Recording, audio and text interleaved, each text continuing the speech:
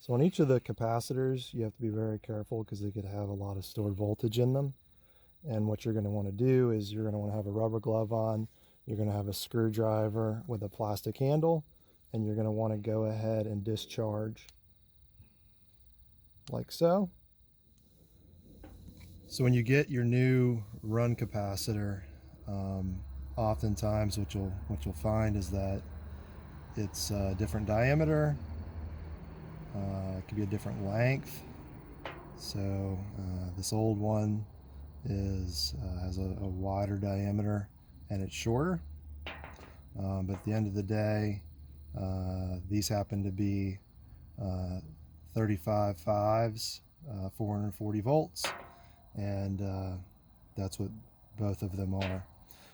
So for this one, what I'm going to do is I'm going to take my multimeter and I'm going to put it over in to the capacitor test mode. So on this multimeter, I just push select until I get the NF symbol,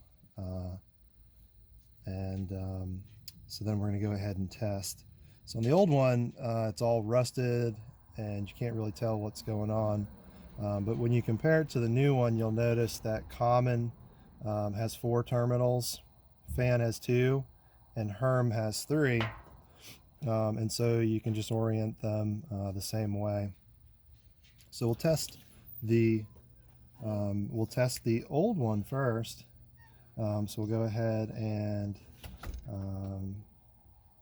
put the tester on common, and then we'll test over to fan. And so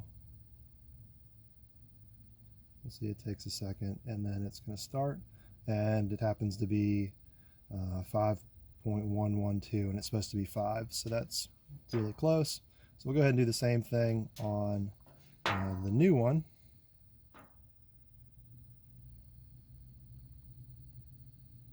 Which is a lot easier because it's not all rusty. And you can see that it's 4.85. There's a level of tolerance in these, plus or minus a percentage. All right, so then we'll go ahead and we'll test the Herm. So it should be on this one 35, and you'll see it's 34.71. And then on the old one, we'll test it.